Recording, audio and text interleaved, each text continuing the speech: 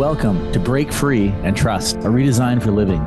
Join me, Chris. And me, Jacqueline, for real conversations about life, death, and everything in between. Learn to connect with your intrinsic power to grow and heal, how to laugh at your own humanness and not take life too seriously. Through healthy conversations between the feminine and masculine, you learn how to harness the power of relationship and the mirror to befriend your shadow and to trust that any obstacle that gets in your way is there to help you grow. Together, working at a practical level, you'll learn to trust that everything that is happening is for you, your growth, and ultimate freedom. Our circumstances don't matter. It's only how we relate to them that does. Get ready to befriend the wisdom of your body and the power of your mind. Break Free and Trust starts now.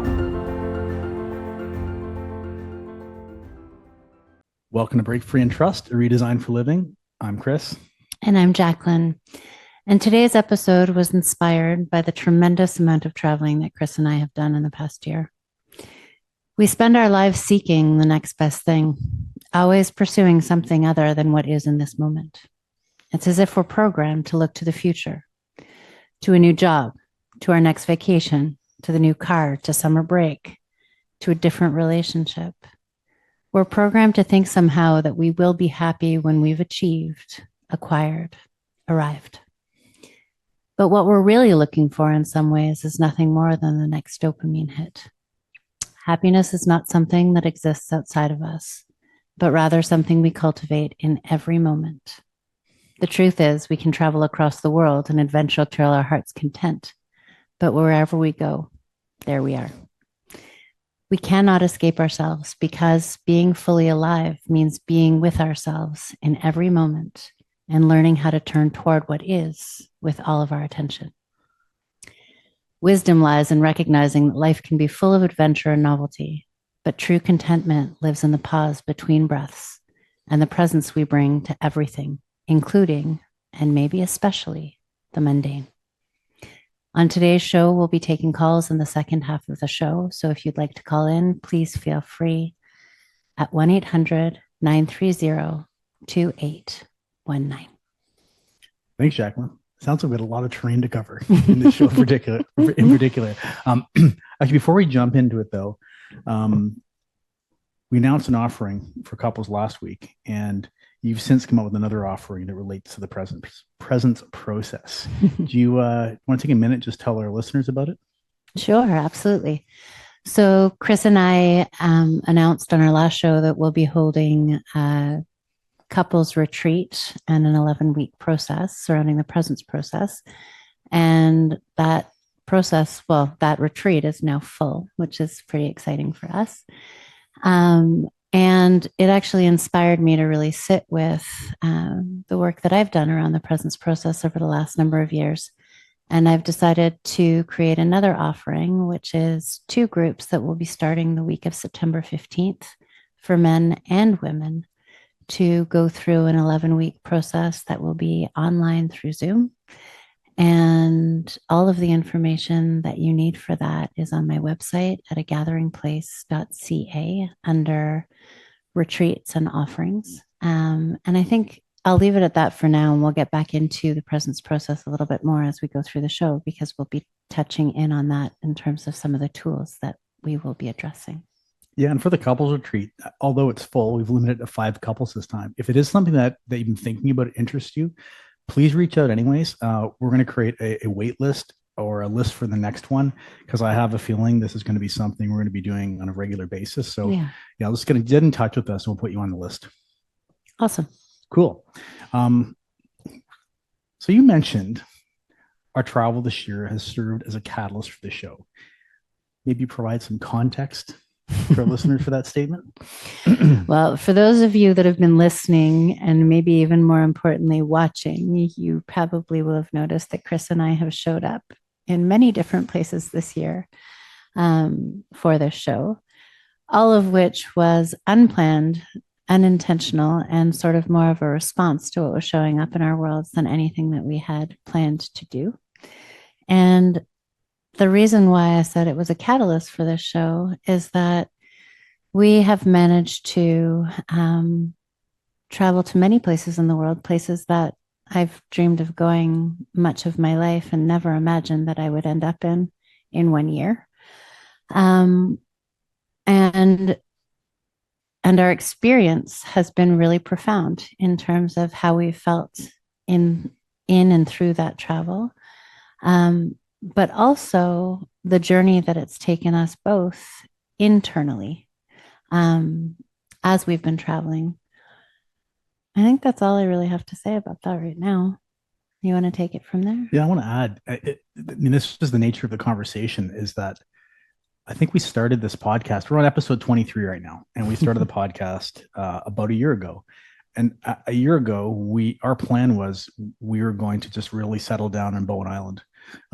All three of our kids were going off to different schools, and we had this quiet time. We were just going to really trench in Bowen Island, do this podcast, run a bunch of retreats, and not go anywhere. And suddenly, life changed, and we ended up having the most travel either of us ever had in any given year. It seemed almost nonstop. And so that the interesting thing there was none of this was planned. These weren't trips we were looking forward to or planning. They just sort of showed up, and we just said yes to them. And within that, we also, or I particularly recognized how I related to all these trips was very, very different than I had in the past when I was, working more of a 9 to 5 corporate job and sort of, using my language, caught in the matrix a little bit. Yeah, and I think one of the things you said that it sort of reminds me of a saying my mom always says, which is make plans and God laughs. Mhm. And we really did. We really had planned to go into a very quiet phase of our lives, with nobody at home. And as many of you know, having listened before, that's not at all what happened. And, you know, we have traveled both to places outside and to places inside through that process. And yeah, and that's been the inspiration for this show. So, Chris, you just spoke about how the way you related to yourself during our travel has really changed or was really different for you. And I wonder if you'd be willing to share a little bit about that to kick us off. Yeah. And I reflected on a question a friend had asked me, which summarized it really well. I went to Egypt for a sacred journey, seeing the pyramids, being in the desert, Valley of the Kings, all that back in October. And when I got back, I had a friend ask me, like, well, that must have been an incredible experience to be there and all these other things. And I had to pause for a second and think about it. Said, yeah, but it was a lot like here, but there. And I had to stop and think of what I meant by that statement, because what I realized they was saying is that probably for the first time in my life, I enjoyed that travel, but I could sense when I was there and when I got back, I wasn't trying to escape something that was here. And I think all the other, certainly many years ago, the majority of the travel I was doing or vacations I was taking was this trying to take a break from everyday life to get away and do something different, escape something. And I think at the time, I probably thought it was the job or the daily responsibilities or the grind. But ultimately, I was probably trying to escape myself in some ways by going on these different trips. And that experience I had when I think about Egypt translates to almost all the other travel we've done this year. I'm enjoying being in all these different places, but I'm also in the back of my mind saying it's it's just like home, but it's here. And I'm not running away from anything. And the same person has shown up in both these places. You know, what strikes me about what you just said is that you went to Egypt to go and do this sacred journey. And it was a journey that you and I were actually meant to do Mhm. together. And what's interesting is that when Chris left to go away, I found myself not on Bowen Island, but in a box on top of the highway in Calgary, which was nowhere that I had intended to be, um, with our daughter. And it was the beginning, actually, of one of the most sacred journeys I ever took, and unplanned, and yet a very parallel process to the experience that you had taking a sacred journey in Egypt. And in the same way that, Chris shared that he brought himself where he went, I too brought myself where I went, but I could have been And most of my friends were in, for me, a massive amount of resistance to being there. But there was something about whatever was happening in both of our lives that actually led us into a place of surrender. Surrender to what was showing up and to what we were being asked to do and where we were being asked to be. And through that process, rather than being upset or disappointed that I wasn't on a trip that we had planned, I actually got to begin my own journey. Right. And I say that because no matter what life presents us, we have an incredible opportunity to either say yes or to struggle. You see, suffering is optional.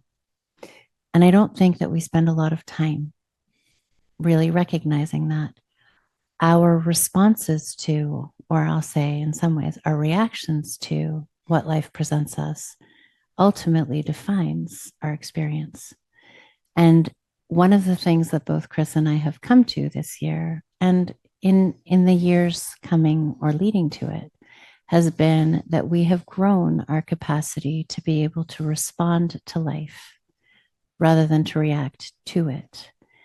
And it's given us an opportunity to be able to recognize that rather than working to escape our circumstances, surrendering to what life brings us actually creates the freedom that we're looking for. Yeah, well said.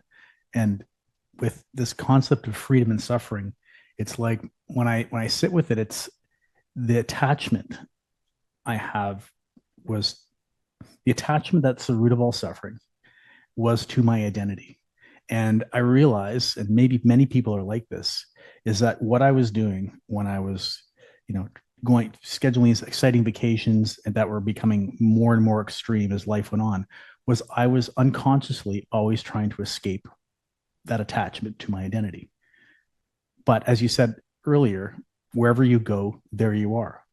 So if I'm constantly in this game where I'm trying to take a vacation to escape myself, to escape my circumstances, um, I'm going to create all sorts of suffering. Can you help our Yeah, audience understand what you mean by escaping your identity? great question. And we've talked about this in previous episodes, is so much of our identity when we're so much of our identity that we're unconscious to is this conditioned, programmed masks that we wear to try to get along in life. It's the mask I'm going to wear to fit in with my peer group, the mask I'm going to wear at work, the mask maybe I have to wear with my spouse to be loved, the mask, the thousand different masks I probably wear to survive every day. That's this identity I'm putting on unconsciously to try to survive. Mm-hmm. It's exhausting. It wears us down. It's the grind. And so this vacation, this reprieve from that is, can I escape? When we do these vacations, can I escape that identity for just a little bit? Can I go someplace where nobody knows me? Can I go to some place where I'm not in this same grind with these same people having to wear these masks? Can I go there and just take it off for a bit? And it sounds great. It sounds refreshing. But the problem is we go there with our masks and we don't escape it. And it ultimately is going to let us down. And our masks go there with us in a different form and they come back and leading us to constantly look for the next place we can go to try to escape ourselves. And this concept of avoidance is the actual strongest form of attachment. So the more we avoid it, the stronger it becomes. So help all of us understand what was different this year. Yeah, I think what I would say is if I look at a lot of the work I've done and that we've done over the past several years has been really about addressing what is my programming? What is my conditioning? What are the various masks I've been wearing my whole life? And trying to dissolve them, integrate them, and take them off. Such that I've got to the point where um, the work I'm doing in my life brings me joy. The people I've surrounded myself with brings me joy. The family I have and fostered and friends brings me joy. And for the most part, I find myself not wearing masks or wearing very thin masks So I have my living my authentic self more and more every single day. And when I go on vacation, I'm not trying to escape anything. That authentic self or close to authentic self is going with me. So wherever I go, there I am. But I love that version of myself now. I'm not trying to escape a version from home or a version from work or a version from this or a version from that. It's the same identity. It's the same authentic person that's moving to all these places. So there's a sense of peace and joy wherever I go now. So how does that translate to your actual experience when we were in, well, when you were in Egypt, when we were in Calgary, when we were in Africa, when we were just in Iceland? What's different for you in your lived experience? I think there's a whole bunch of ways to answer that question. The lived experience, it's interesting. Lack less excitement actually going into it, like less. People ask, "Are you excited about your trip?" And I'm like, that's not the word I describe for it. I mean, I'm looking forward to being in a different location. I'm massively curious about seeing all these things, but I don't have this level of excitement that I'm getting away. So that was one thing. Um, when I am there in these places, I've certainly found myself far more present and being in the moment of what's going on, less concerned about what's on the itinerary tomorrow, what's happening later in the trip, when do I go home. All these things didn't really seem to matter to me at all. It's like, what am I doing right now? I'm right here right now. And I think the third thing, which maybe we'll explore this more because I'm coming up with it today, is I used to find the process of traveling, like the airport, the taxis, all this stuff, I would have a tremendous amount of resistance to it. I'd be in conflict.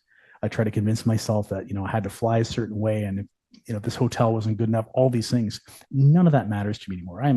I'm happy as a clam sitting on a 17-hour economy class flight, reading my book and listening to music and meditating. It doesn't bother me at all. It's just all part of the experience. I'm just, I'm smiling because I'm remembering your conversation about deciding that you were going to raw dog it all the way to Egypt. And he said he wasn't going to watch anything, listen to anything, eat anything. He was just going to be with himself. um, yeah. I'm listening to you speak and I'm struck because one, all that you said, I can actually say that I've lived with you on these trips in terms of that level of peace and contentment and kind of non-reactivity, even when reactivity was, you're almost being baited into being reactive. Um, I'm remembering you getting on the plane and your passport was ripped a little bit and it risked threatening your whole trip. And the lack of reactivity you even experienced in that moment, which sort of comes back to this idea of if I'm meant to be there, then I'm going to go. And if I'm not meant to be there, life will show up in such a way as to show me that I'm not meant to be there. Yeah. Um, my experience is a little bit different, or probably very different, actually, which is that I spent many years working at dissolving a lot of the masks that I've worn.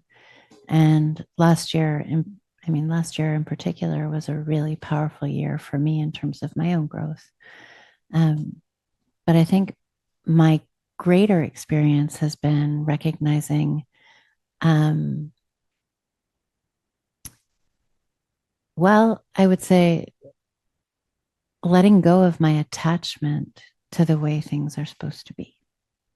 So letting go of my need to control my environment in such a way that I've made plans, that people have expectations of me, that I have ideas of the way things are supposed to be, and actually just being able to completely let that go and be in the moment, whatever that moment looks like. And through that, spending a lot of time quiet, looking out the window, looking out of our track in Africa and just experiencing the landscape and being able to recognize that my mind had become quite quiet, and being able to experience the vastness of that quiet rather than thinking about what happens next and where I need to be. Yeah. And we in the intro you related, the traveling as I think we're using travel as a symbol for this idea of seeking and pursuing and accomplishing. Yeah. And it's interesting because in this year when we did so much physical travel, it was also a year for me where I took a very busy career in life and went very, very quiet. And that experience was one of, I remember when I wrote my master's thesis for my counseling degree. Um, I think it was, I can't even remember exactly what it was called, but I think it was something like A Woman's Journey Home or something like that. And I think that may have been the beginning of something, but I think I really got to experience this year what that journey looks like because as many places as we've been, the deepest travel that I did was internal. And the excitement and adventure that internal travel brought me was far greater than any experience that we had on the outside. And what I mean by that is that over time, and it's not something that I've cultivated so beautifully that I've arrived, because I don't know that there is ever really an arriving. But what I did get to experience this year, and one of the things we'd like to share some tools with you around towards the end of the show, is the capacity to be with what's showing up internally without needing to escape it or hide from it or run from it, but rather to turn toward it. We've spoken a lot about the idea of turning toward discomfort. And it sounds like it sounds like a nice idea. But I will tell you that whether it was through physical discomfort or emotional discomfort, what I've really come to experience is the capacity that we have within our bodies to contain, not repress, not deny, not avoid, but actually to contain our experience in such a way that we can alchemize it and transform it. And that for me stands above every beautiful place and every beautiful person that I've had the opportunity to experience this year. That's beautiful. So that leads me to the question. So why you're finding this joy and beauty in not pursuing the external. Yeah. What's behind, why are we, our society structured individually and collectively to pursue the external, the accomplishment, the title, the money, the better vacation, the fancy car, all the things you talked about at the start? What's behind this?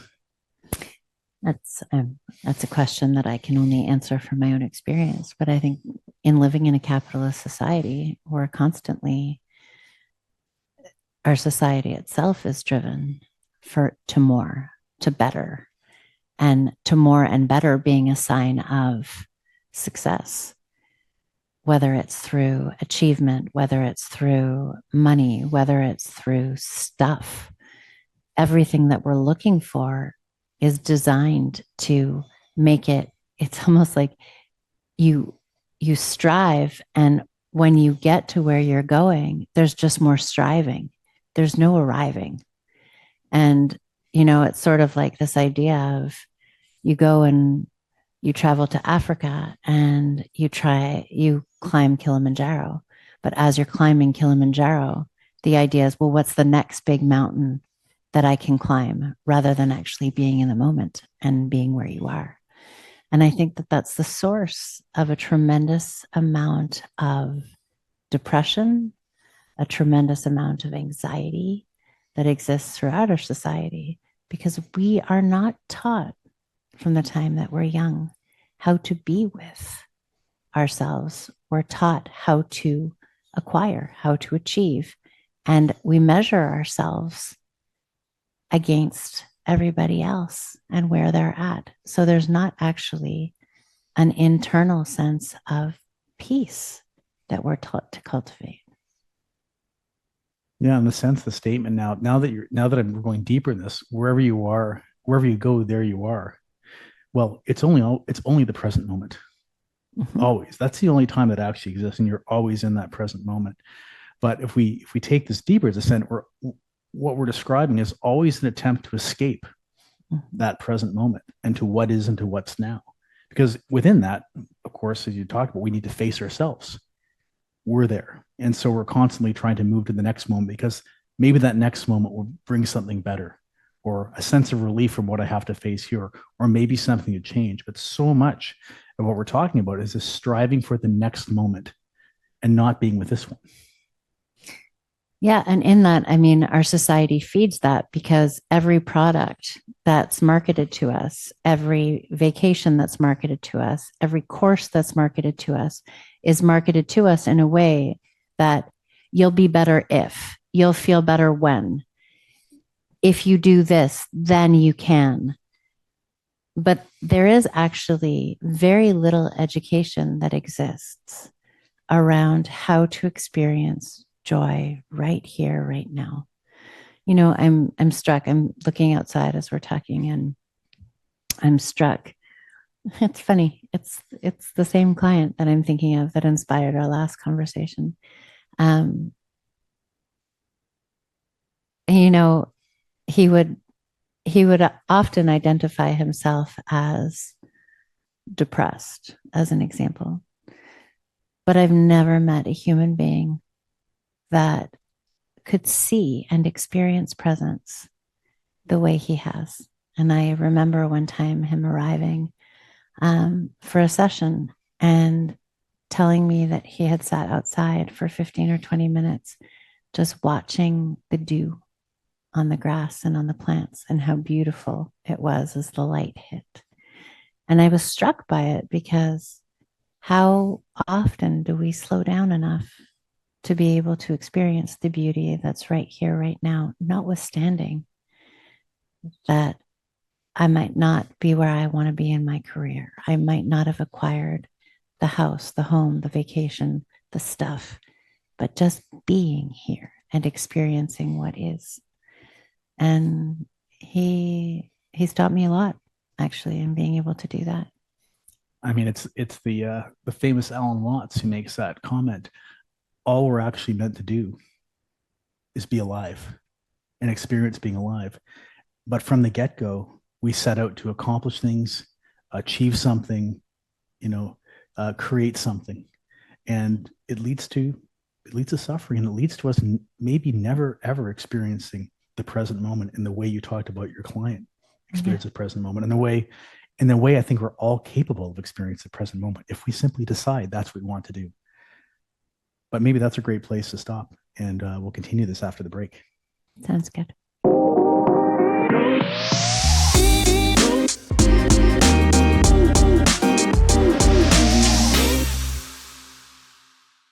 Okay, and we're back. Um, we finished the first segment off just talking about a client of yours, how he experienced the present moment, and I can relate to that myself. And so what's interesting is the present moment's always right here, all around us, and all we really have to do is make a choice to stop and be in the present moment and observe it for all it is. Um, if we endeavor to stay in the present moment, what do we get from it? Like, what's the treasure?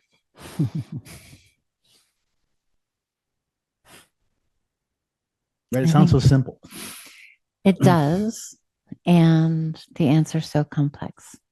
Um, and I think if you asked a bunch of different people, you'd probably get a bunch of different answers. Um, and I'm probably going to answer you right now in a way that you might not expect. Um, being in the present moment can be all kinds of things, but it can be incredibly painful.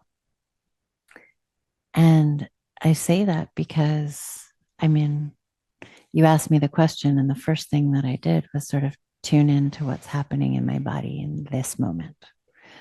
And in this moment, prior to us getting onto this podcast, there were 4,000 things going on in our house. And right before the podcast started, our sump pump alarm went off.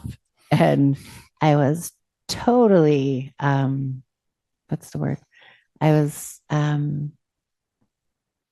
discombobulated. And so when I tune into what's happening right now for me, my heart's racing a little bit. I'm feeling a little bit of unrest. I'd probably say that there's some anxious energy showing up. It's a tightness in my chest. My breath is a little bit shallow. And I say that because I've learned how, for me, being in the present moment has been tremendously driven by physiology.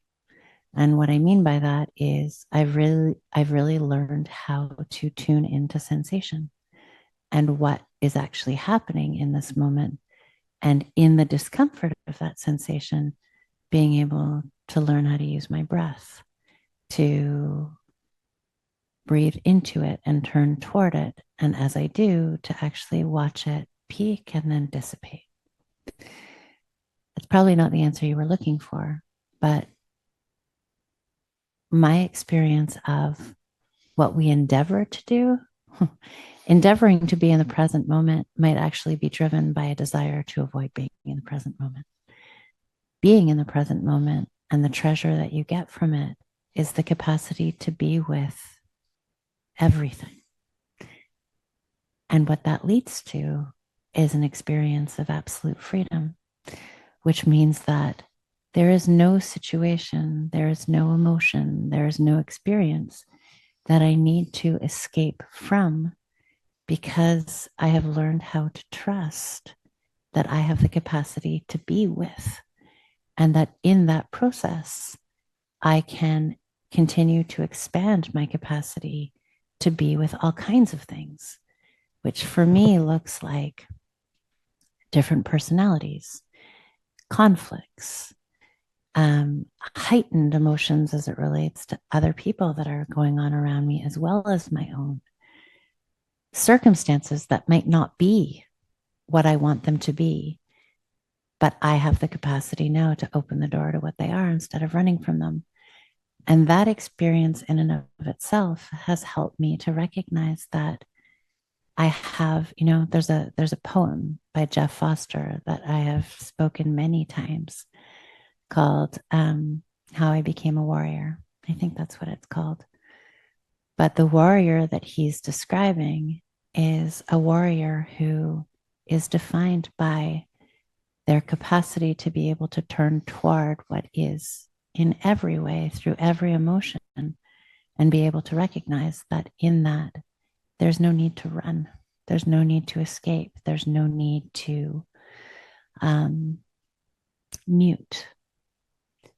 And so my experience in this moment, and it's not always, but in this moment is I no longer have the needs that I've had really up until, within a few years, and sometimes maybe even within a few days, of needing to use any kind of substance to mute my experience or turn toward food or other behaviors and habits that will take me away from what is. But actually, I've expanded my capacity to be with it. Does that answer your question? It does. And he said, I wasn't actually, I think you said something about it may not be the answer you're looking for, but I was trying to be in the present moment. So I wasn't looking for any particular answer. You're tricky. And well, you said it perfectly. It's this, I'm going to say it in slightly different language, but I think it's the same thing, is being in the present moment is being completely in acceptance of what is and not wanting to change anything. And then just observing what is from a place of neutrality. And that leads to just a tremendous amount of peace and joy if we cultivate that and we practice it. And I again, talking only to my own experience, because that's the only thing that I'm an expert in, is I realized my entire life up till recently was not being good with what is. Mm-hmm. There is always something that I wanted to be different, whether it was, across every category of my life. I had a different want for it to be, a different car, a different house, a different job, a different title. I wanted this person to be different, that person to be different. I wanted everything to be different than the present moment. And As Eckhart Tolle says, wanting to be the present moment to be different it is a form of insanity. And it really is when you think about it. And what I've really started to do on this journey is ask the primary question is, why did I want the present moment to be different than it is? Why was I choosing insanity over sanity? And again, I have this background that has addiction in it. And addiction is like, it's almost the extreme version of wanting the present moment to be different. And as someone's getting further along their journey into their bottom, it's a change of location, change of relationship. It's all these things we're talking about to try to change everything but being with ourselves. And ultimately, the way to freedom is just to accept, this is where I am, this is how it is, and I have to be good with everything here. And from that place of surrender to what is, all of a sudden the freedom arises. Yeah. And, I have to say that having the opportunity to live with you has been hugely growth filled for me in so many ways. And one of them is, you speak to this idea of neutrality. And, we both, through the learning that we did around yoga, learned about the neutral mind. And, what was on either side of that was the positive and the negative mind. The negative mind being that which protects us and keeps us safe rather than it being negative, and the positive mind being that which expands us and opens us up to all kinds of new possibility. And the neutral mind being able to be that center line that is able to weigh both positive and negative and come to a central neutral place. That place is also spoken of a lot in Taoism around the middle path. And, watching your experience over the last number of years, I noticed that in the presence of your neutrality to certain things, my experience was actually to feel my resistance and to feel the places where neutrality can look like not feeling and not being affected by life or touched by life. But over time, what I've learned both within my own body and then in witnessing you and with you is that actually it's everything, because in that neutral space, our nervous system is relaxed and calm and quiet and able to hold everything rather than having to attach to a point of view or an idea. It's being affected by emotion, by feeling it, but not becoming attached to it. It gives us the capacity to be in flow instead of stagnant and stuck, which is what actually creates a tremendous amount of reactivity. So the neutrality that we're speaking doesn't mean that we don't feel or that we don't get affected by life, because, at least as far as I go, I'm incredibly passionate. I feel big. And more, those big feelings are being alchemized into something else, which is actually leading to a deeper feeling, which is one of contentment instead of the ups and downs and ins and outs that emotions lead us to feel. You said the word alchemy earlier, and I really resonate with that word because we're human and humans feel. We feel the range of emotions to lesser and greater sense, but almost the more we find ourselves in the present moment and not cut off from it, we feel. But there's other part, which is emotion, which is the energy of that feeling in motion. And within that, can we feel it, but then alchemize it into the emotion that we want to project, which, it could be peace, joy, or happiness, as opposed to something like anger or fear or grief. So, can I say that a little bit differently? Please, yeah. So, I love that you brought the word up, emotion, in terms of energy and motion, because energy is always meant to be in motion. Energy is not meant to be stagnant. And, when we were just in Iceland, I really had this experience at one of the waterfalls that we visited. And I'm not going to say the name because there's no way I could pronounce a single Icelandic word, was the power of water.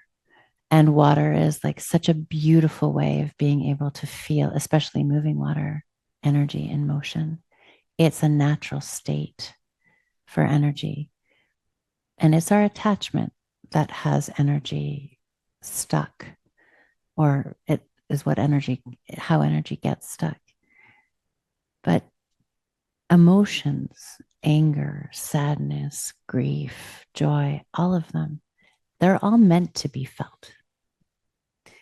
And they're meant to be felt and move through us, but they're not meant to be where we live. Where we live transcends all of that. And all of those different waves of energy converge into flow. And so I say that because I don't want any of you to ever think that we think that anger is a bad emotion or that grief is a negative thing to feel. They're all different aspects of energy that we're meant to feel. But the feeling of them is not meant to become who we are. They're simply meant to move through us. Does that make sense? Yeah. Okay. Yeah.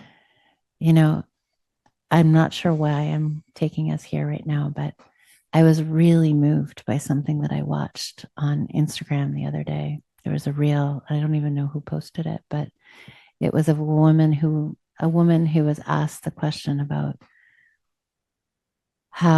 what her experience of losing her child was like. And her answer was so incredibly beautiful. I'd love to repost it if I can find it. But one of the things she said was it was the most painful and the most beautiful experience I've ever had. And the gamut of emotion that she allowed herself to feel was so profound that even through that experience, she was able to experience presence, and through that presence was able to experience peace.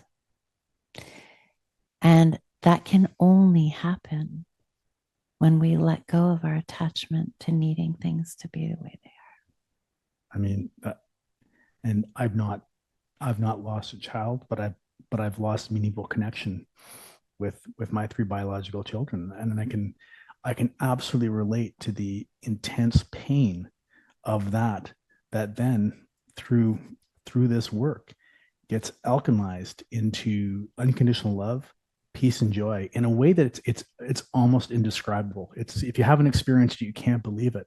But it's from that intense pain. If you stay with it, if you move into it and you accept it and surrender to it, it leads you to this entirely different place. And I'm not even sure there's any other way to get there except through some type of painful process where you just accept, here's how it is in the present moment. It's not what my wants are, but where do my wants come from anyways? Who put them there? How did I get there? Are they even sane? Or the ideas that our world gives us about the way life is supposed to go and the reality of what life presents us, they can often be very different. Yeah. I'm almost thinking like our society, just the way it's constructed right now, this is not a judgment on it. This is just an observation. Our society is effectively geared towards keeping us out of the present moment and to keep us from accepting what is. It starts right when you go to school, that there's always another level to get to. There's always a push to be the top of the class, the best of the sports team, the this or that, but there's always something that we need to aspire to because what we are right now is not good enough. And that just goes on across throughout our entire life. And it really does almost teach us that the present moment is to be avoided and we're meant to get to the next moment. It's interesting, one of the things that strikes me most when you speak what you just said is how much social media has actually exacerbated Mm. that on a level that is so profound that I don't even think, I don't think any of us are conscious of just how damaging it can be, you know, without realizing it. I I've almost completely removed myself from having a social media presence. And it was unconscious. It happened very unconsciously throughout the course of this year. Um, but that's not to say that I don't look at social media. So I do. I'm on Facebook, I'm on Instagram. Um, I scroll through them probably every day, not for very long, but I do look at them. And one of the things that strikes me really powerfully is how what we portray on social media is the mask that we want people to see. And the beautiful aspects of our lives that we want people to notice. And what happens is that all of a sudden we start comparing ourselves to each other, but we're not comparing ourselves to the reality that exists out there. We're comparing ourselves to the ideal reality that people are promoting. And so everybody's lives look really beautiful. Everybody's businesses look like they're thriving. And then we start to get into competition with each other's ideal projections instead of the truth of what's actually happening. Yeah. And it's creating so much pain. And then throw in dating apps and what that does to how we're projecting ourselves in terms of the dating pool. And that's like, this is a whole other episode we can get into. Um, I want to spend the rest of the episode, if it's okay with you, talking about some tools. Yeah, I would love that. And I think actually I want to come back to this whole social aspect of keeping us out of the present moment in a different episode. Yeah, it sounds like a good idea. But so how do we change this being pulled out of the present moment individually and collectively, but mostly individually? There's so many different ways to bring ourselves into the present moment. Um, but like anything, if you want to practice a martial art, you spend years um, cultivating your energy and learning how to do certain moves and where to come from in your body to do them in your mind. Some of this work it's not quick fixes. This isn't, it's not like taking a pill. This is actually work that requires cultivation. Being in the present moment is something that, meditators spend decades working on. Can you help me understand? So you've talked about one of your clients who just decided to look at the dew on leaves. How come it's not that easy? Because that sounded simple. But it requires us to be able to step out of the noise enough to be able to actually be able to witness our surroundings, right, and experience what's happening. So, how I'm trying to think of how I want to describe this in the short time that we have. Well, one of the tools that we use in working with trauma is orienting to our surroundings. So I'm going to use that as an example because it connects to what you were talking about in terms of my client. When somebody is doing some pretty heavy work and getting triggered emotionally, one of the things that we can do is orient them. And what that means is, can you name 5 things that you see? Can you name 5 things that you hear? Can you name 5 things that you can touch? And actually begin to witness and look around and be able to be in this moment rather than being triggered by your nervous system into old traumas or old stories. So that's one way of practicing being in the moment. And it's a really simple way of practicing being in the moment. Meditation, and I'll let you speak to the meditation piece, is another way of coming into the present moment. It takes practice and commitment and work. but it's one of the most powerful ways of being able to come into the present moment. Doing different practices that actually bring us into our bodies, like different somatic practices, whether they be yoga, whether they be dance, whether they be breath work. For some people, it could be running, it could be walking, it could be swimming. But whatever it is to actually have us experience our bodies and what's happening in our bodies is a really powerful way to come into the present moment. For me, at this moment in time, one of the most powerful ways of being able to work with presence, and some of this comes from the work that I've done with the presence process by Michael Brown, has been through breath, and not breath work that we need to necessarily go and see somebody to do, but breath work that we learn how to do for ourselves. And in that particular practice, it's all about circular breathing. And I won't get into it too much, but to say that it's about learning how to breathe without a pause between the inhale and the exhale to experience the continuous flow of energy in your body. Because for many of us, what's actually happened is that through our experiences, our breath has gotten trapped in different ways through different patterns of breathing that we adopt the same way that we might adopt our masks or our movements and through our experiences. And our breath pattern actually, when we change it, can shift the imprints of those things and bring us back into what is in this moment, right here, right now. Those are some of the tools that come to me right away. What about you? You know, it's so interesting about the breath. It reminded me of when I sort of really started this journey of inquiring for the first time. I've never asked questions about this stuff before, and I was back in 2019, and again, I was this wellness center, and I went in and saw a coach, a psychic, a Kundalini teacher, who, as soon as I sat down, she's just so direct. It's just like, you breathe backwards. Like, what are you talking about? I said, you breathe wrong. You are, as you're inhaling, you're pulling your belly in, and as you're exhaling, you're pushing your belly out. And she says, no wonder you're a mess. You have been breathing wrong your entire life. So for 49 years, I've been breathing backwards, effectively telling my central nervous system it needed to be fight or flight.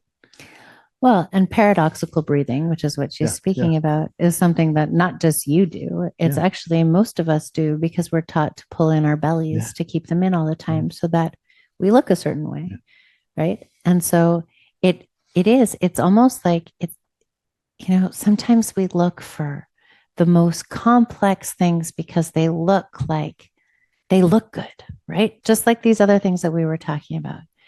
We look for these complex things to make our lives easier when actually the tools that we need, we have within us. We simply need to cultivate them and learn how to work with them. So, our breath is a really beautiful place to start.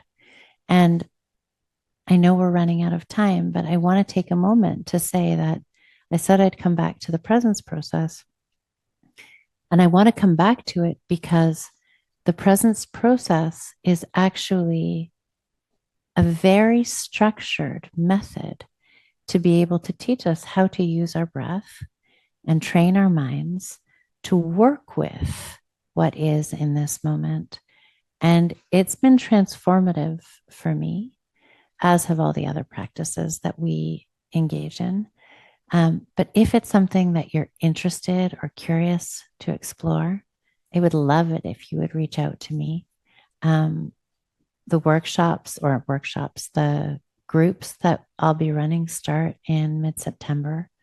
And it's a process that's wonderful to do, to be able to begin to look at how to manage coming into presence rather than avoiding or escaping it.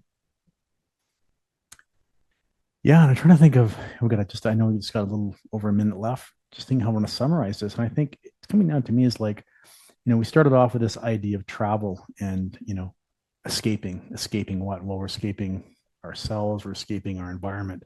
But it's a symptom of escaping the present moment.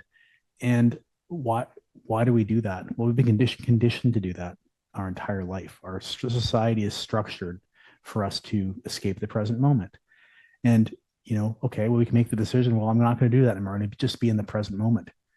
But you've not done it. We've not done it our entire life. It's not that easy. It's like opening your eyes. You've never used it before and looking at the sun. It takes cultivation, it takes practice. But I think what Jacqueline and I are sharing with you, just from our own experience, but you can find others that had it, is once you begin even to slightly cultivate that process of being able to experience the present moment more fully, your life begins to be filled with so much more joy and peace and happiness, and it resonates with all the people around you in your life. And so it's definitely worth aspiring to. And I think with that, we'll wrap it up. Have a good couple weeks. We'll see you soon. You've been listening to me, Chris. And me, Jacqueline, on Break Free and Trust, a redesign for living. Tune in every second and fourth Monday at 3 p.m. on Transformation Talk Radio for more real conversations about life, death, and everything in between. Learn to connect with your intrinsic power to grow and heal, how to laugh at your own humanness and not take life too seriously. Through healthy conversations between the feminine and the masculine, you will learn how to harness the power of relationship and the mirror to befriend your shadow, and to trust that any obstacle that gets in your way is there to help you grow. For more information or to connect with us personally, visit theway-healing.com. That's theway-healing.com.